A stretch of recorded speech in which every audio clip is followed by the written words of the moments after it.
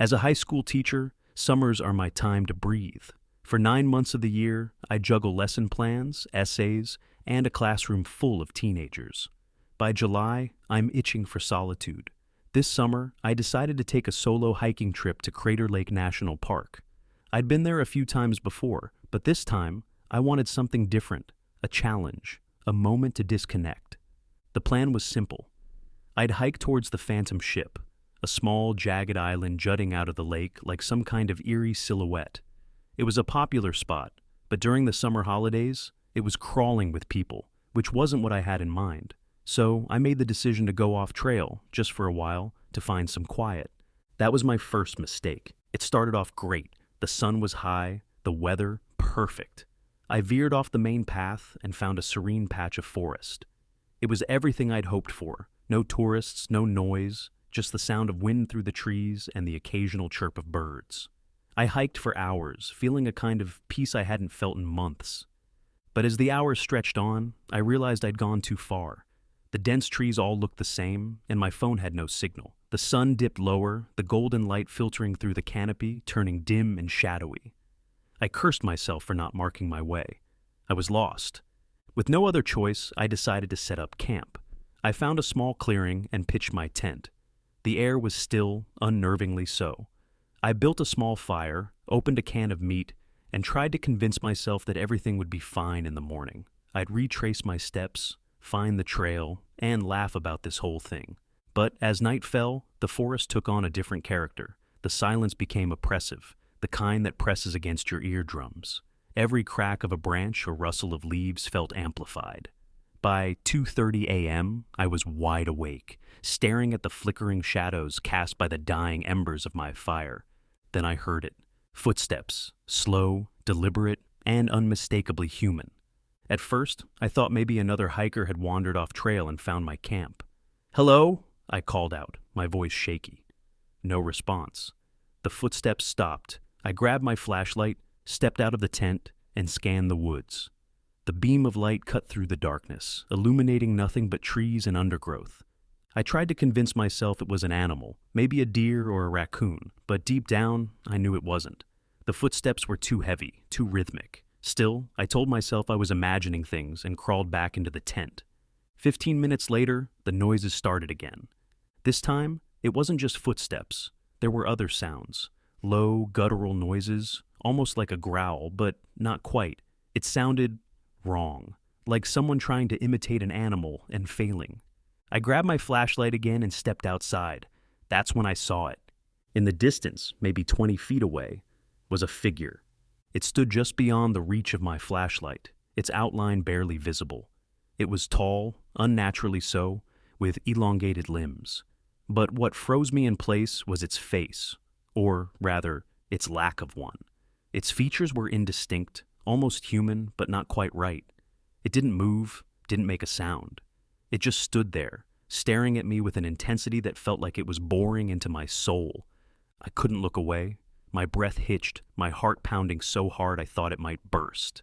My mind raced, trying to make sense of what I was seeing. A skinwalker? Some forest spirit? I didn't know, and I didn't care to find out.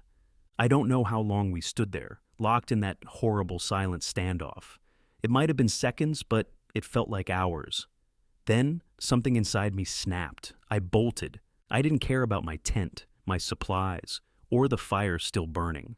I ran as fast as I could, the branches clawing at my arms and legs as I pushed through the dense forest. I didn't stop until I couldn't run anymore, collapsing against a tree, gasping for breath. The rest of the night was a blur. I didn't sleep. I just sat there, clutching my flashlight, jumping at every sound. I was too scared to even turn it on, afraid that the light might draw whatever it was closer. Finally, as dawn broke, I heard voices, human voices. I stumbled toward the sound, emerging onto the main trail, where a group of hikers stared at me in shock.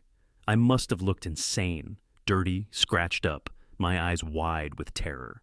I didn't explain. I just asked which way led back to the parking lot.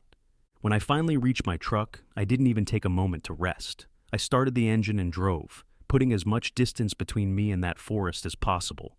I never went back to Crater Lake. I didn't even tell anyone about what happened. Not my friends, not my coworkers. They'd think I was crazy, or worse, that I was making it up. But I know what I saw. Whatever it was out there, it wasn't human. And it's still out there, watching, waiting for the next idiot who strays too far off the trail. I'm 36 now, a father of two energetic kids who love their video games and cartoons. It's funny how different their childhood is from mine. When I was their age, there weren't endless screens to keep us inside. My friends and I spent every spare minute outdoors, getting dirty, climbing trees, and playing games that felt more like adventures. My favorite was hide and seek in the woods behind our neighborhood. Those woods were my whole world back then, a maze of trees and shadows, a place where we could be pirates, explorers, or anything we wanted. We knew the area well, every path and clearing, but we also knew there were boundaries. Don't go too deep, that was the rule. Why? Well, there were rumors. Stories from the older kids about wild animals, sinkholes, and creepy things lurking beyond the familiar trails. But we were kids. Rules were made to be bent, and I loved pushing the limits. One summer evening when I was about 11, my friends and I were playing hide and seek as usual. The sun was low, bathing everything in this golden light, and the woods felt alive. We'd play until the last rays of sunlight disappeared, and then we'd race home before our parents could yell at us for staying out too late. I was good at hide and seek. I had this knack for finding the best spots, ones that seemed impossible for anyone to find. That evening, I decided to hide somewhere new. I crept farther into the woods than I'd ever gone before, weaving between the trees, looking for the perfect place. Eventually, I found it. A small hollow under a fallen tree, half covered with moss and ferns. It was perfect. I could hear my friends laughing and shouting in the distance, calling out each other's names as they searched. I crouched there, grinning to myself, confident that I'd win this round. Minutes passed. The shouts and laughter grew fainter as the game spread out across the woods. I waited, listening for the sound of someone calling my name, proof they'd given up and I was the winner. Then I heard it. "Hey, I found you!" It was my friend Jake's voice, clear as day, coming from just beyond the trees. I peeked out from my hiding spot, expecting to see him standing there with a smug grin. But there was no one. "Jake," I called, stepping out from under the tree. No answer. Maybe he was playing a trick on me. Jake loved to mess with people, so I figured he was hiding and trying to spook me. I laughed to myself, trying to shake off the weird feeling creeping up my spine. Then I heard it again. "Hey, I found you!" The same voice, the same tone, but this time it was farther away, deeper into the woods. A chill ran through me. It didn't make sense. How could Jake move that fast without me seeing him? I called his name again, louder this time. No response. I should have gone back to the others right then. I should have turned around and run. But I was curious, or maybe just stubborn. Either way, I followed the voice. The forest felt different as I moved deeper in.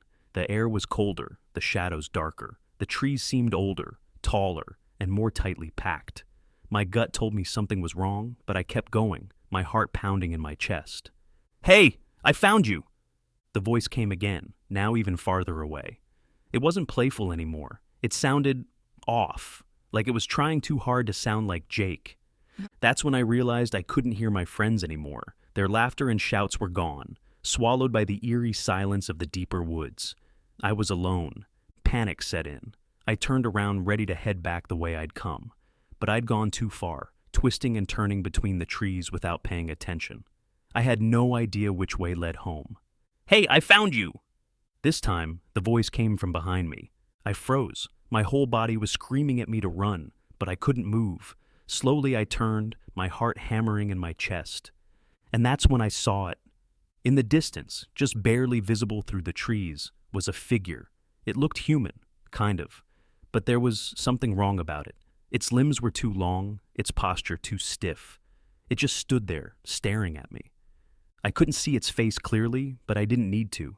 I could feel its gaze, cold and unblinking, like it was drilling into my soul. "Hey, I found you!" The voice came again, but this time it didn't come from the figure. It came from somewhere else, deeper in the woods.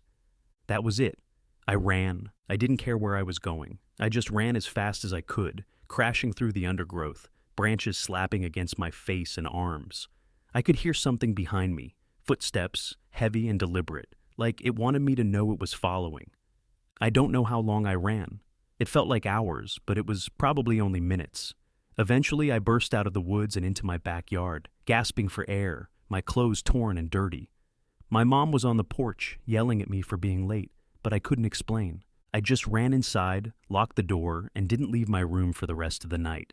I never told my friends what happened. I didn't want them to think I was crazy, but I stopped going deep into the woods after that. Whenever we played hide and seek, I stuck to the edges, making excuses about being too tired to explore. To this day, I don't know what I saw. Maybe it was a skinwalker, or some kind of forest spirit. Maybe it was just my imagination playing tricks on me. But every now and then, when I'm alone in a quiet place, I swear I can still hear it.